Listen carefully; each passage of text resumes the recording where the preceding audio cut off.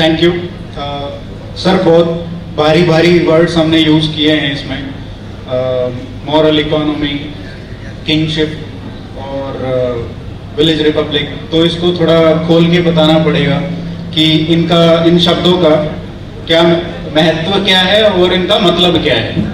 तो सर आप शुरू कर सकते हैं। चलो, थैंक यू भाई। आप सब ने, हम इनको सरल शब्दों में इस्तेमाल बताने की कोशिश करें। आप सब ने गांधी जी के विचार पढ़े होंगे या सुने होंगे। वो एक ग्राम स्वराज की बात करते हैं। सही बात है, हाँ या ना? वो जो ग्राम स्वराज है जिसकी बात गांधी जी करते थे, वो दुनिया के और किसी हिस्से में नहीं है। वो दिल्ली और दिल्ली के 200 किलोमीटर के दायरे में ही बसता और आज भी लगभग वहीं बसता। 2 दिन पहले अगर आपने में से किसी ने पार्लियामेंट की डिबेट सुनी हो, और जिसके ऊपर आज के दिन अखबारों में चर्चा भी चल रही है कि कहीं एक वहां के एमपी हैं, उन्होंने अपनी स्पीच में जिक्र किया कि कैसे वहां पे बात होती है बिहार में कि तालाब उसका जो मालिक, उसका जमीन उसकी, हल उसका, मुट्ठी मेरी। मतलब एक तरह से वो एक बेसहारा किसान की बात करता है, जो जिसकी ना जमीन खुद की है ना बैल खुद के है।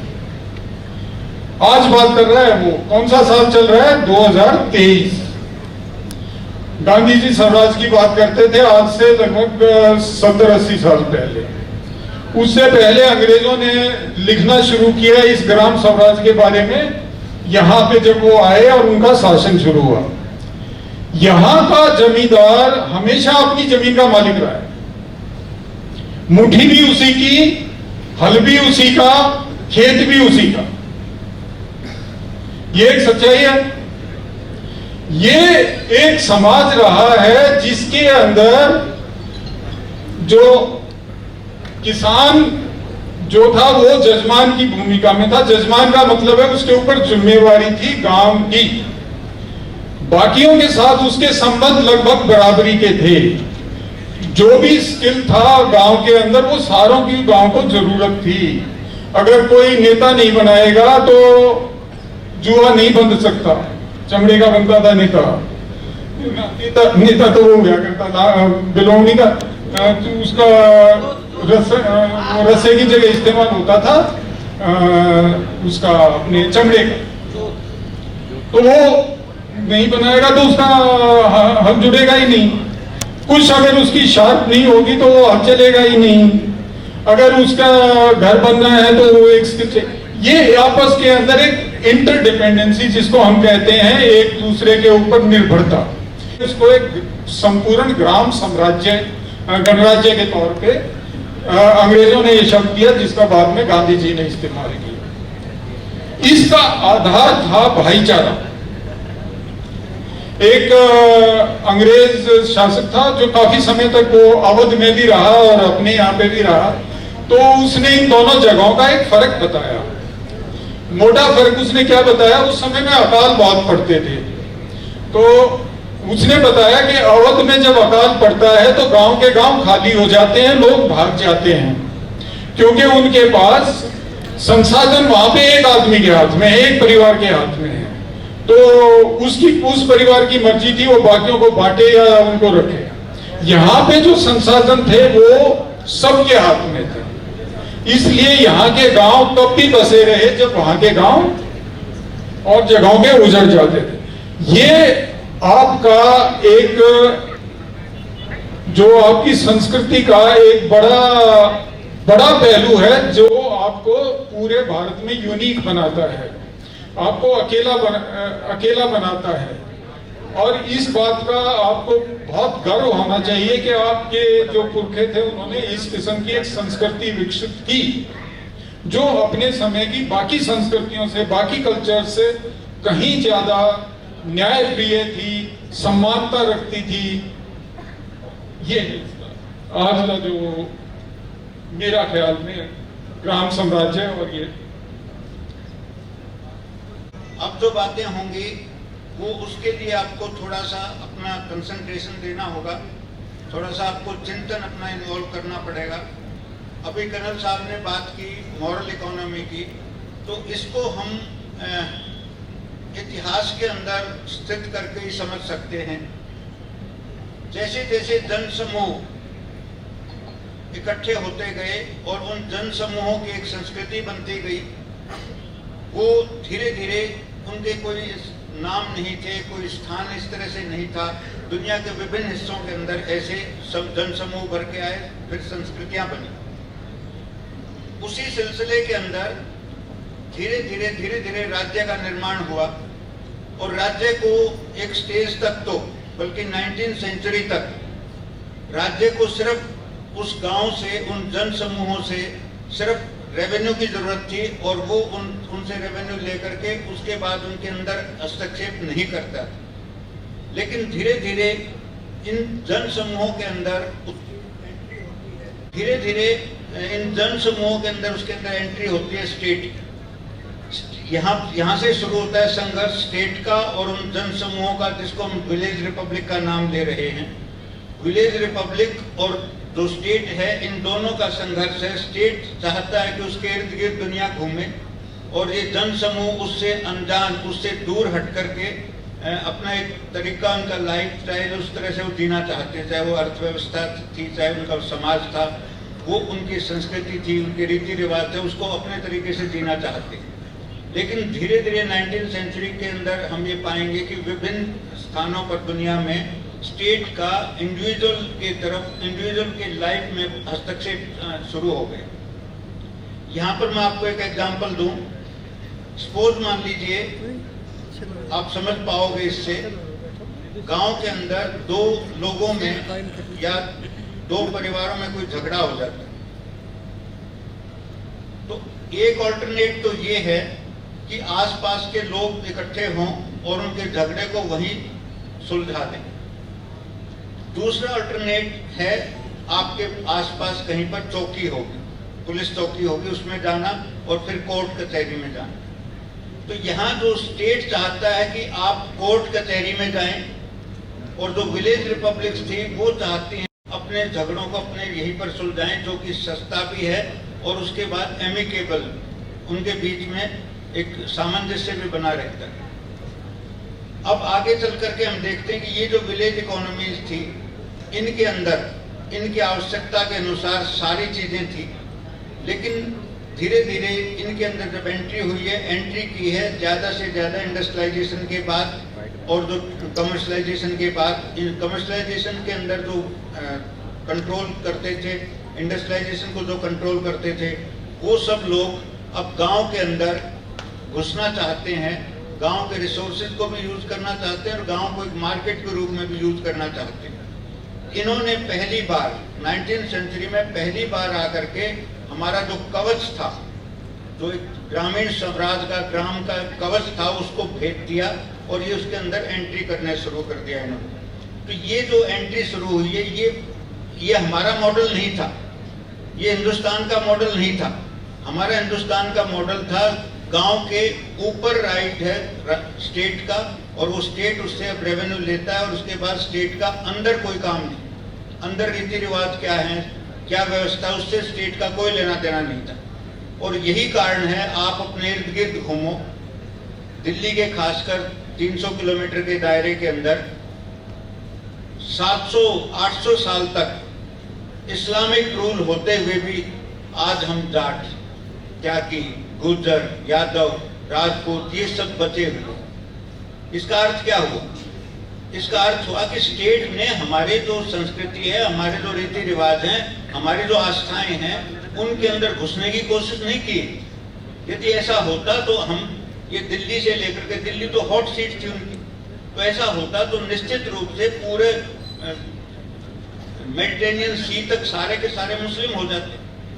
अब ये इसका कई बार लोग मुझे आर्गुमेंट देते हैं, बोले हमारे अंदर ताकत थी। अरे भाई, ताकत नहीं थी, वो स्टेट जो है, स्टेट का कोई पर्पज ही नहीं था आपको चेंज करने का। आपके अंदर ताकत को यदि आप ये बात करते हैं तो इसका मतलब आप हारते ही नहीं ताकत थी। आपने फिर उनको राज क्यों दे दिया? वो कोई ना कोई वीकनेस हमारी रही तो उनका राज आ गया, लेकिन उस राज के अंदर 19वीं सेंचुरी तक हम पाएंगे कि कोई भी हस्तक्षेप उसका नहीं है। यहाँ जो आज हम बात कर रहे हैं उसके अंदर हम विलेज इकोनॉमी की बात कर रहे हैं, और विलेज इकोनॉमी को यदि आप समझने की कोशिश करें तो आप इस तरह से समझ सकते हो। सपोज मान लीजिए कि हरियाणा के गांव ये फैसला कर लें कि हम अपने कंजम्पशन के लिए उगाएंगे और उसके बाहर बिल्कुल कोई एक दाना भी नहीं जाएगा, ना हम उगाएंगे। आपको मैं बताऊं, आपकी शक्ति का पता लग जाएगा। अब ये चीज ना हो, इसीलिए गांव के अंदर एंट्री, बाजार की एंट्री है, कैपिटल की एंट्री है, इंडस्ट्री की एंट्री। तो ये जो हमारी व्यवस्था है, इसको ये आज से नहीं है। रिपब्लिकन जो देह रिपब्लिक है उसका भी आप देखते होंगे कि किस प्रकार से इसी इलाके में गणतंत्र थे, बाकी इलाकों के अंदर राजतंत्र उभर करके सामने आए, हमारे इलाके में गणतंत्र उभर करके सामने आए। तो ये जो इलाका है, अब इस इलाके के ऊपर ये वक्त की या दुर्भाग्य कहें, इसको सौभाग्य कहें, या आप जिस तरह इंटरप्रेट कर लें वो कर लें, इन इलाकों के अंदर दिल्ली से 300 किलोमीटर तक या 400 किलोमीटर का एक दायरा बना करके आप देखो, कोशिश की जा रही है ज्यादा से ज्यादा इकोनॉमिक अपॉर्चुनिटी क्रिएट करने की। क्यों? क्योंकि इकोनॉमिक एक्टिविटी क्रिएट होंगी, अपॉर्चुनिटी क्रिएट होंगी, तो हमारे अकेले से हमारे से काम नहीं चलेगा। उनकी वर्कफोर्स के लिए ज्यादा से ज्यादा माइग्रेशन होगा, और ज्यादा से ज्यादा माइग्रेशन होगा तो हमारी जो डेमोग्राफिक स्ट्रक्चर है, हमारा जो जनसांख्यिकी, हमारा जो ढांचा है, वो सारा का सारा बदल जाएगा। और ये आप समझ लीजिए, सोची समझी एक चाल है, जिसके अंदर हमारे स्ट्रक्चर को तोड़ना चाहते हैं। हमारे स्ट्रक्चर को हम किस तरह से बचा पाएं, ये इसी दिशा में हमने पिछले साल कोशिश की थी। नवंबर के अंदर 24, 25, 26 नवंबर को पहला लिटरेरी फेस्ट, जिसको मैंने और कर्नल साहब ने ऑर्गेनाइज किया था महर्षि दयानंद यूनिवर्सिटी में। वहाँ पर एक सेंटर फॉर हरियाणा स्टडीज है, उसके अंतर्गत हमने इसको ऑर्गेनाइज किया। तो वो हमारा पहला प्रयास था कि हम इस पहचान को बचा पाएं, इन जो गांव की जो व्यवस्था है उसको बचा पाएं, ज्यादा से ज्यादा गांव सिटी पर निर्भर ना हो और गांव के अंदर इस तरह की कोई चीज हो। आपने कभी कुछ लोग पढ़ते होंगे, एक देवेंद्र शर्मा है, बहुत बड़े एग्रीकल्चरल पॉलिसी मेकर, पॉलिसी एक तरह से उनको सजेशन देने वाले। उनको यदि आप पढ़ोगे, चाहे वो अखबारों के अंदर पढ़ोगे या प्रिंट मीडिया में, ऑडियो विजुअल मीडिया के अंदर, तो आप ये पाओगे कि किस प्रकार से उन्होंने इसी बात को एम्फेसाइज किया है कि हमारा ये मॉडल ही गलत है कि गांव से शहर की तरफ माइग्रेशन हो। ये उनके उसके अंदर उन्होंने भी कहा है कि किस प्रकार से हम गांव के अंदर ही हम ऐसी चीजें कर सकते हैं ताकि हम शहर की तरफ माइग्रेट ना होना पड़े। तो जो लिटिल रिपब्लिक्स का जो कॉन्सेप्ट है वो वैसे ही नहीं आया है, यानी कि वो एक इंडिपेंडेंट, वो एक मॉरल इकोनॉमी है। मॉरल की जो जहाँ तक बात है, वो वर्ड क्यों जोड़ा गया है? क्योंकि उसके अंदर कोई भूखा नहीं सोएगा, उसके अंदर सभी का हिस्सा होता है। गांव की जो जमीन थी, उस जमीन से जो उपज होती थी, उस उपज का डायरेक्ट और इनडायरेक्टली सभी का हिस्सा होता था। और हम ये पाएंगे कि किस प्रकार से उसके अंदर, ये आपने नोट किया होगा, चाहे 20 किले हो किसी के, चाहे 40 किले हो किसी के, चाहे 5 किले हो किसी के, चाहे बिना किले का है कुछ, हमारा खाना एक जैसा होता है। आपने नोट किया होगा, खाना सबका एक जैसा होता है, उसके अंदर कोई वो नहीं। ऐसा अवध में या बिहार में या और जगह पर नहीं है। आम आदमी का और तरह का खाना, उनका जो कंट्रोल करते हैं उनका और तरह का खाना। तो ये जो लिटरेरी फेस्ट की यहाँ पर हम लेकर के आए हैं, ये इशू मॉरल इकोनॉमी का, वो इसीलिए लेकर के आए हैं कि आप अपने अंदर सोच करके देखो कि कितने सारे अननेसेसरी खर्च हमने अपने साथ जोड़ लिए। आपको बाजार आपके घर में घुस गया है, बाजार आपके हाथ में पहुंच गया, फ्लिपकार्ट, अमेजन। बाजार आपको उसके अंदर जाकर के इतना बहकाता है कि बाथरूम के को बोलता कि भी ये तो टॉयलेट क्लीनर है और ये बाथरूम क्लीनर है। कमाल कर दिया भाई। क्लीनिंग एजेंट तो एक ही है, सभी केमिकली, मतलब आपको इतना बहकाया जाता है, शैम्पू ये करेगा, ये शैम्पू ये करेगा, ये शैम्पू ये करेगा। आप लोगों को इतना ज्यादा मतलब जाल में फंसा दिया गया है, और हम उसके कारण हम ये देख रहे हैं कि किस तरह से हमारे अननेसेसरी खर्चे जुड़ रहे हैं। आप एक बार अपने खर्चों को कम करके देखिए, वही बचत। आप बोलते हैं ना कि बिजली बचाएंगे, बिजली बचाने का मतलब है बिजली प्रोड्यूस करना। यदि आप अपने खर्चों को कंट्रोल कर रहे हैं तो इसका मतलब आप कमा रहे हो कुछ ना कुछ। तो ये मेरा जो बच्चे हैं उनको मैं चाहूंगा कि उन बच्चों को ये समझना चाहिए कि हम कम से कम खर्च करें, तो ताकि हम बाजार के गुलाम ना बने। हम इतने ज्यादा बाजार के गुलाम बन चुके हैं जो कि मतलब हमें पता ही नहीं हम कब हमारे माइंड में चिप लग गई। हम एक दूसरे को देख करके करने लगे हैं काम। एक दूसरे को ये कर रहा मैं भी करूंगा, ये कर रहा मैं भी करूंगा। मतलब आप इसको सोच के देखो, आप घर जा करके सोचना कि मैं ये खर्च कम कर दूं तो क्या मेरा काम चल जाएगा।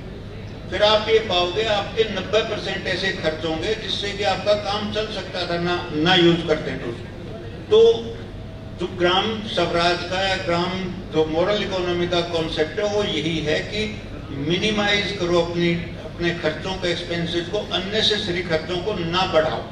ये चीज आप करके देखो तो आपको पता लगेगा कि महात्मा गांधी ने कहा था इस दुनिया के अंदर, इस धरती के ऊपर सभी की नीड्स पूरी करने के लिए तो रिसोर्सेज हैं, लेकिन ग्रीड पूरी करने के लिए नहीं। और हमारे अंदर ज्यादा से ज्यादा जो व्यवस्था है वो ग्रीड क्रिएट कर रही है, उस ग्रीड से हमें बचना है। इस तरह से कुछ चीजों को हम देखते हैं। आपको पता है दुनिया का सबसे पुराना लिटरेरी जो मीडियम वो क्या था? शायद आपकी कल्पना भी नहीं जाएगी वहां तक। सबसे पुराना लिटरेरी मीडियम थी आंखें। हमारी आंखों से हमने एक दूसरे को कुछ ना कुछ कहना सीखा था। इसीलिए उसके बाद थे एक्शंस। इसीलिए दुनिया की हर भाषा जहां कहीं भी विकसित हुई है उसका पहला जो रूप है वो पिक्टोग्राफिक स्क्रिप्ट, पिक्चर के रूप में, चित्रों के रूप में वो लिपियां विकसित हुई हैं। उसके बाद लिपि बनी। दुनिया के किसी हिस्से के अंदर चले जाओ, पुरानी गुफाओं के अंदर चले जाओ, तो हमारा पहला माध्यम था वो आंखें और एक्शन। फिर हमारे पास लिपि आ गई, फिर हमारे पास भाषा आ गई। ऐसे ही करते करते अब जो लिटरेचर है इसको हमने नाम लिटरेरी फेस्ट रखा है, लेकिन हमारे पास बहुत सारे ऐसे मीडियम्स हैं जिन मीडियम्स के माध्यम से हम अपने आप को एक्सप्रेस करते हैं। वो एक्सप्रेशन हमारा आर्ट्स में हो सकता है, आप कोई चीज बना करके, मॉडल बना के एक्सप्रेस कर सकते हो अपने आप को, आप अपने लिख करके एक्सप्रेस कर सकते हो अपने आप को। आपको ये जरूरी नहीं कौन सी भाषा के अंदर या कितने ज्यादा शब्दों की उसकी वो जानकारी है। आपकी एक्सप्रेशन, आपके अंदर विचार होंगे तो एक्सप्रेस होंगे। भाषा की बड़ी बात नहीं है। आपको पता होगा भारत का पहला जो नोबेल पुरस्कार था वो बंगाली लैंग्वेज में लिखी गई थी, गीतांजलि रविंद्रनाथ टैगोर की, तो बंगाली लैंग्वेज में थी, उसका ट्रांसलेशन हुआ बाद में। तो मतलब ये नहीं है कि भाई वो किसी तरह से यदि हम ये देखते अपनी लैंग्वेज की बात करें तो अपनी लैंग्वेज के लिए हम स्क्रिप्ट की हमें जरूरत नहीं है। हमारे पास स्क्रिप्ट जो देवनागरी स्क्रिप्ट। यहाँ मैं थोड़ा सा एक बार ये जरूर जोड़ना चाहूंगा चीजों को। हमारे हमसे बड़े भी बैठे हुए हैं और उनसे बड़े और उनके बचपन की याद भी होगी। हमारे यहाँ पर पढ़े लिखों की भाषा उर्दू हुआ करती थी, और उर्दू कोई फॉरेन लैंग्वेज नहीं, हमारी अपनी जुबान थी, अपना विकास था, अपनी लिपि थी। उस उर्दू के अंदर हम ये पाएंगे कि चाहे वो पानीपत था, चाहे हासी था, ये इतने बड़े सेंटर थे उर्दू के, उर्दू लिटरेचर के। और आपको हमारी उम्र के लोग भी जानते हैं और हमसे बड़े तो जानते होंगे, और आपने भी सुना होगा जब हम स्कूल में थे तो कक्षा या क्लास नहीं कहा जाता था, जमात बोलते थे। स्कूल नहीं कहा जाता था, मदरसा बोलते थे। शाही नहीं बात होती थी, रोशनाई बोलते थे। तो मतलब कहने का ये कि ज्यादा से ज्यादा हमारे पढ़े लिखों का हमारा जो मीडियम था वो थी उर्दू। तो उर्दू पार्टीशन का बड़ा दुर्भाग्य रहा कि हमारे उर्दू पाकिस्तानी बना दी गई और हमारे यहाँ से बिल्कुल साफ कर दी गई। अब हमारे साथ सिचुएशन क्या हुई, हम तो अंग्रेजों के अधीन बहुत उनके कम से कम 70 साल के बाद आए थे। इसी तरह से हमने देखा कि ना तो हम अच्छी तरह से इंग्लिश को अपना पाए और उसके बाद हमारे ऊपर जो हिंदी भाषा थोपी गई भारी भरकम शब्दों के साथ, ना वो अपना पाए। तो हमारा अब जो पर्पज है या हमारा जो उद्देश्य होना चाहिए कि हम उस हिंदी के अंदर इतने सारे शब्दों का प्रयोग करें, हरियाणवी शब्दों का, कि एक स्टेज पर आकर के वो जो हिंदी देवनागरी है वो ऐसी लगे कि ये हरियाणवी। आपको पता होगा कि पंजाब के प्रभाव के कारण फिल्मों के अंदर बहुत सारे पंजाबी आप वर्ड्स को यूज करते हैं। तो मतलब कहने का ये है कि हम ज़्यादा से ज़्यादा अपने आप को किसी फॉर्म में एक्सप्रेस करें, चाहे वो आपका कोई भी माध्यम है, उससे एक्सप्रेस करें और इन चीज़ों को आगे ले जाएं और इसके अंदर गर्व फील करें। हम शर्म फील ना करें हम किसी भी अपने हरियाणवी शब्दों को यूज करते हुए, लेकिन अपने मर्यादा रखनी है। उसके अंदर हमें अपने जो शिष्टाचार है उसको अपनाना है। ये नहीं है कि भाई हम ठीक है हमारा लहजा हो सकता है कोई, लेकिन उस लहजे को भी हम हो सकता है थोड़ा सा इस तरह से रिफाइन कर सकते हैं। तो हमें अपने हरियाणवी लिटरेरी जो फेस्ट है इसका उद्देश्य यही है। पिछले साल कोशिश हुई थी 3 दिन था, 3 स्टेजेस पर था। इस बार ये यहाँ पर 2 दिन का है और एक स्टेज है जहाँ पर ये मुझे अच्छा ऑर्गेनाइजेशन लगा है, ऑर्गेनाइज किया आप लोगों ने। ये मैं सभी का बहुत बहुत धन्यवाद करता हूँ और उनको बधाई भी देता हूँ ऑर्गेनाइज किया। तो मेरी समझ में जो मॉरल इकोनॉमी है, मैं समझता हूँ शायद आप लोगों के सामने कुछ क्लियर हुई होगी। मैं एक सवाल पूछना चाहूँगा सर आपसे। जैसे मॉरल इकोनॉमी की बात की और आपने भाईचारे की बात की और विलेज रिपब्लिक की बात की। अब ये तीनों जो चीजें हैं ये आपस में जुड़ी हुई हैं और ये भी जो खेती है उससे जुड़ी हुई है। अब 1991 के बाद जैसे हमारी इकोनॉमी बदली है, कहाँ हम 50% से ज़्यादा लोग खेती में इन्वॉल्व होते थे, उसके बाद आज जीडीपी का हिस्सा देखें तो लगभग 14-15% पे आ गया है और हरियाणा में भी ये बदलाव आया है। तो अगर उसका जो बेस है भाईचारे का, विलेज रिपब्लिक का और मॉरल इकोनॉमी का, अगर वही खत्म हो गया तो अब उन्हीं चीज़ों को बचा के रखा ही नहीं जा सकता अगर वो उसका उद्देश्य, जो मूल उद्देश्य है वही नहीं है। तो इसीलिए जो हम गाँव का जो देख स्वभाव जो बदल रहा है वो उसका एक बड़ा कारण ये है। तो वो गांव और शहरों में जो अंतर है वो कहीं ना कहीं खत्म होता जा रहा है। जिस तरीके से लोग शहरों में रहते हैं उसी तरीके से आजकल गांव में रहते हैं, आपस में आना जाना मिलना जुलना बहुत कम हो गया। तो ये जो बदलता हुआ गांव है, बदलते हुए रिलेशंस हैं, तो इसको किस तरीके से आज के आधुनिक भारत में, आधुनिक हरियाणा में उसको किस तरीके से आप बचा के रख सकते हैं, जबकि जो उसका बेसिस है खेती वही बदल गया है। बिल्कुल सही सवाल है आपका और ये बड़ा गंभीर विषय है। डॉक्टर साहब ने कुछ बातें बताई और ये जो आपका सवाल है सारा कुछ इंटरलिंक्ड है। डॉक्टर साहब ने बताया कि स्टेट का इंटरफेरेंस यानी राज व्यवस्था है उसका जो हमारे दैनिक जीवन में जितना ज्यादा प्रभाव पड़ेगा, जो लोकल व्यवस्थाएं हैं वो खत्म हो जाएंगी, कमजोर पड़ेंगी और फिर खत्म हो जाएंगी। तो जब तक मुगल साम्राज्य था तब तक वो उनका गांव में इतना इंटरफेरेंस वो नहीं करते थे। तो ये भी एक बड़ा कारण था कि हमारी व्यवस्था स्ट्रांग थी। दूसरा ये था कि हमारी अर्थव्यवस्था, जैसा आप कह रहे हैं, खेती पे आधारित थी। तो खेती पे आधारित थी। कंज्यूमरिज्म जो डॉक्टर साहब ने बात की, जो अमेज़न आपकी मुट्ठी में आ गया है, कंज्यूमरिज्म उस टाइम पे अगर कोई चाहता भी, किसी की घनी इच्छा भी होती कि मैं तो सिंगर करूंगा, उस दौरा ऑप्शन भी ना थे, चॉइस नहीं थी। तो अब क्या है कि अर्बनाइजेशन और ये सारी चीजें जो हैं, ये अर्बनाइजेशन अपने आप में एक मैन्युफैक्चर इकोनॉमी, जब आप कृषि इकोनॉमी से मैन्युफैक्चर यानी चीजें बनाने वाली इकोनॉमी और सर्विस इकोनॉमी की तरफ जाते हो, तो वो उसमें अर्बनाइजेशन स्वाभाविक है। लोग ज्यादा इकट्ठे होते हैं क्योंकि वहां पे जहां काम मिलता है वहां लोग जाते हैं। गांव में खेती का, जैसे हमें पता, आप भी कह रहे हैं कि अर्थव्यवस्था में खेती का जो भाग है, एक समय था जो 90% होता था, घटता घटता वो, जब हम बच्चे थे तब भी वो 60-65% था, अब वो घट के मेरे ख्याल में 30% से नीचे आ गया है। तो पॉपुलेशन बढ़ रही है, इसलिए गांव से लोगों को बाहर निकलना पड़ रहा है। जब आप बाहर निकल रहे हो तो आप नए रिलेशनशिप्स बना रहे हो। नए रिलेशनशिप, आपके वर्क रिलेशन, जो आपका कुलीग है, पहले आपका कुलीग होता था आपका साथ वाला किसान या आपके साथ वाले गांव में रहने वाला जो भी वर्कर थे, वो अब आपके कुलीग बन गए हैं दूसरी जगह। तो गांव के जो रिश्ते थे वो कमजोर होने स्वाभाविक है। यहाँ पे इस सेमिनार में इस विषय का उद्देश्य ही ये है। यहाँ पे हम इसका जो उद्देश्य आपके नहीं समझ में आया तो एक बार दोहरा देते हैं।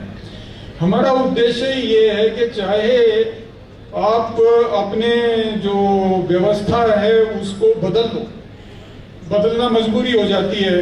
आप खेती प्रधान व्यवस्था से, अब हो सकता है मैन्युफैक्चरिंग प्रधान या सर्विस इंडस्ट्री में जाओ, लेकिन ये जो भाईचारा था ये एक बड़ी उम्दा चीज थी, एक बड़ी बेहतरीन व्यवस्था थी, और इसको आप नए संदर्भ में भी इस्तेमाल करोगे तो आप कामयाब होगे। आप एक अच्छी लेखक हैं, वो बड़ी कामयाबी हैं, हिलरी क्लिंटन उनका नाम है, अमेरिका के प्रेसिडेंट का उन्होंने इलेक्शन भी लड़ा था। तो उन्होंने एक किताब लिखी है, it takes a village to raise a child. Hindi में उसका अर्थ है कि आपके बच्चे की परवरिश में पूरा गांव लगता है।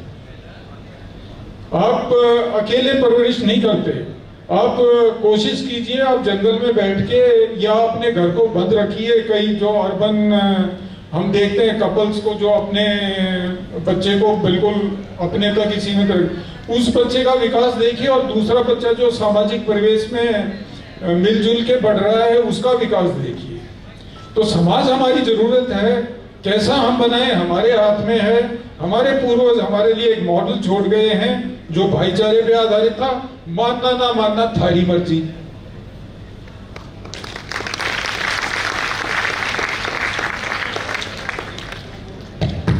एक दूसरे तरीके से भी इसको सोचना पड़ेगा, जैसे मोरल इकोनॉमी की आप बात कर रहे थे कि कितना हम उसको माने, क्या हमारे कंट्रोल में वो है।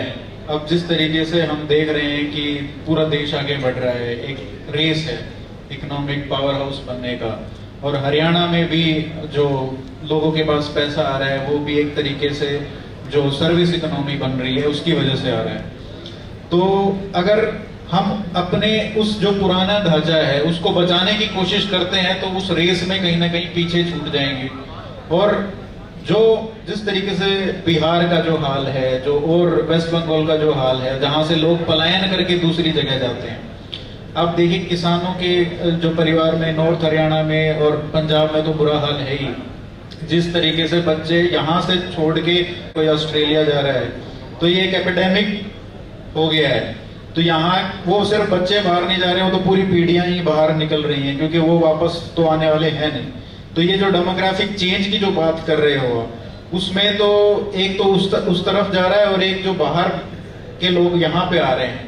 तो आपका जो डेमोग्राफी है वो तो चेंज हो ही रहा है। तो इसको किस तरीके से वो इकोनॉमिक जो आज की जो कंडीशन है, और वो भारत की भी एक चॉइस नहीं है, वो तो एक वैश्विक वातावरण है जिसमें आपको कम्पीट ही करना पड़ेगा, उसके अलावा कोई चारा नहीं। और पैसा आएगा तभी आप अपनी रक्षा भी कर पाएंगे, तभी आप डिफेंस को भी स्ट्रॉन्ग कर पाएंगे, आगे भी बढ़ पाएंगे, टेक्नोलॉजी की प्रोग्रेस कर पाएंगे। तो ये सारी के सारे एक चॉइस नहीं है कि हम इसको रख लें और इसको। अब एक सॉल्यूशन जो हमको है कि हम जो हमारा पुराना ढांचा है उसका जो बेसिस है भाईचारा या मॉरल इकोनॉमी, उसको हम आज के परिवेश में किस तरीके से बदलाव कर सकते हैं और उन आइडियल्स को सहेज के रख सकते हैं। तो ये हम एक हरियाणवी होने के नाते वो कैसे कर सकते हैं। आपने बहुत ही अच्छी बात की। इतिहास कभी भी साइक्लिकल नहीं होता। इतिहास और जीवन जो है लीनियर होता है और लीनियर प्रोग्रेशन में चलता है। जिस प्रकार से नदी चलती है तो दोबारा वो पानी वहां पर नहीं मिलेगा आपको जो नदी के अंदर आपने छुआ था। इसी प्रकार से आपने एक बड़ा सही सवाल उठाया कि हम कैसे बचाएं, क्या करें। निश्चित रूप से समय के साथ चीजें बदलती हैं।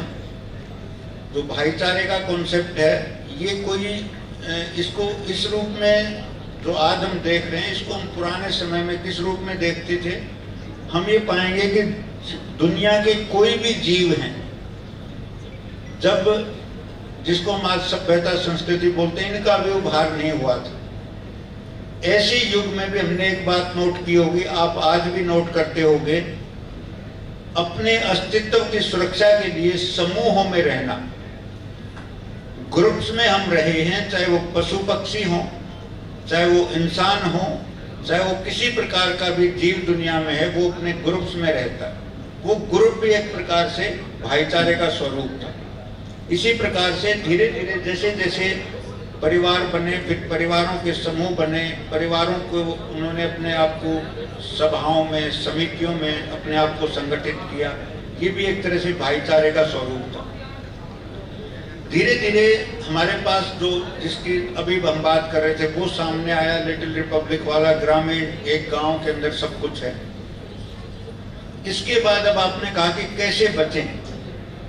हमें जरूरत इस बात की नहीं कि उससे बचना है, हमें जरूरत है उसके अंदर रिफॉर्म की, उसके अंदर उसके रूप को बदलने की। और वो बदला हुआ स्वरूप ही एक, आप सबकी तालियां चाहूंगा मैं इस पे, वो बदला हुआ स्वरूप का ही परिणाम है आपकी कॉलेज के एलुमनी एसोसिएशन जिसने ऑर्गेनाइज किया।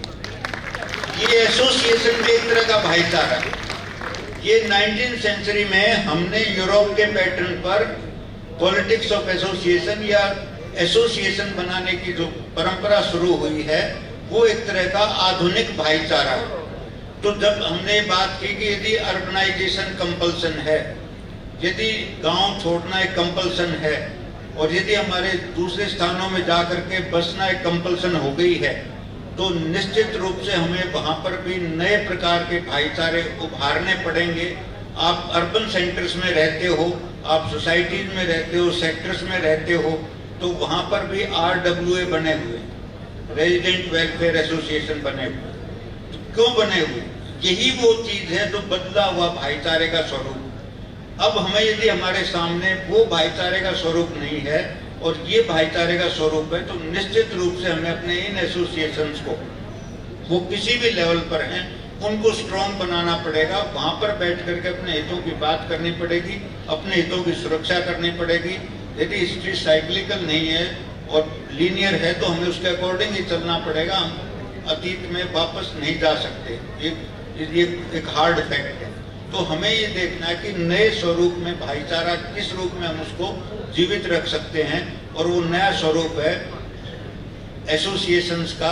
हम हर स्तर पर, हम हर ज्योग्राफिकल एरिया के अंदर अपने एसोसिएशंस बनाएं और उन एसोसिएशंस की कंटिन्यूअस मीटिंग हो, और वो एसोसिएशन उस इलाके विशेष के अंदर अपने हितों की बात देखे और अपने हितों की सुरक्षा की बात देखे, उनके प्रमोशन की बात देखे, और दूसरे ऐसे जो एसोसिएशन है उनके साथ भी एक कोऑर्डिनेशन की बात करें। यानी कि एसोसिएशंस के भाईचारों की जरूरत होगी।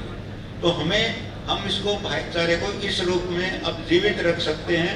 हमें निराश होने की जरूरत नहीं कि ऐसा नहीं हो सकता। आपने देखा होगा BKU, भारतीय किसान यूनियन, ये अपने आप में एक भाईचारा है तो स्वरूप नया, जिसके अंदर किसान को एक वर्ग के रूप में संगठित किया गया, लेकिन है तो वो भाईचारा ही। तो हम ऐसी चीजों को हम सहेजें, उनको और सुदृढ़ करें, तभी हम अपने अस्तित्व को बचा सकते हैं, अपने हितों की सुरक्षा कर सकते हैं।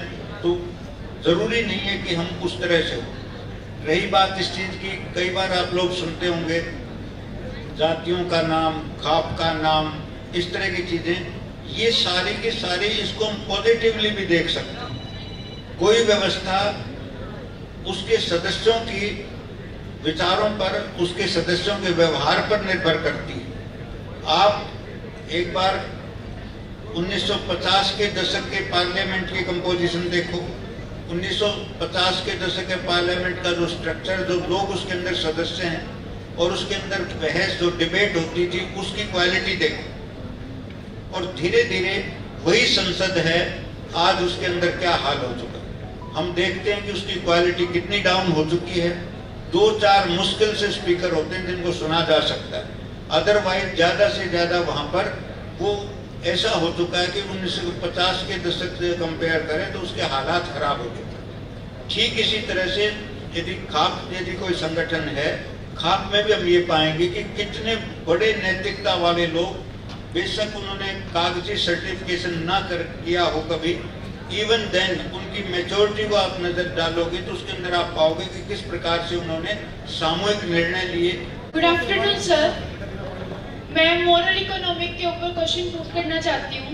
What is the moral economic and how does it different from a market division economic?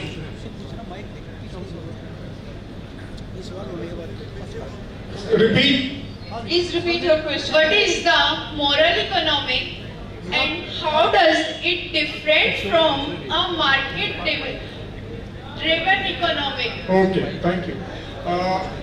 Moral economy का आधार है कोएग्जिस्टेंस।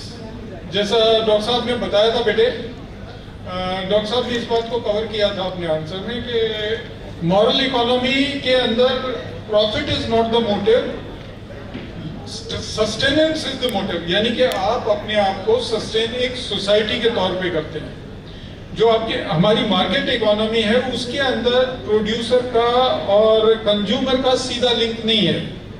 वो अपनी प्रोडक्ट का क्या असर हो रहा है उसको नहीं देख रहा है, तो वो सिर्फ अपने प्रॉफिट को देखता है। जो ये विलेज लेवल की इकोनॉमी थी, जो बेसिकली बार्टर इकोनॉमी थी, उसके अंदर आप एज अ प्रोड्यूसर, चाहे वो आप फसल प्रोड्यूस कर रहे थे, चाहे वो आप कोई स्किल, आप मकान बनाने में आप खादी का काम करते थे या आप लोहार का काम करते, सीधा लिंक था। तो वो उसके अंदर एक वर्ग ये नहीं सोच सकता कि इस दूसरे को मैं खत्म कर दूं तो भी काम चल जाएगा, क्योंकि एक वर्ग खत्म हुआ तो वो भी खत्म होएगा। म्यूचुअल डिपेंडेंस जो है वो मॉरल इकोनॉमी को जन्म देती है। और जब ये हम मैन्युफैक्चरिंग बड़े लार्ज स्केल पे होनी शुरू हो जाती है, जिसके अंदर market forces take over, they generate demand, profit becomes the motive. This is the difference. Thank you.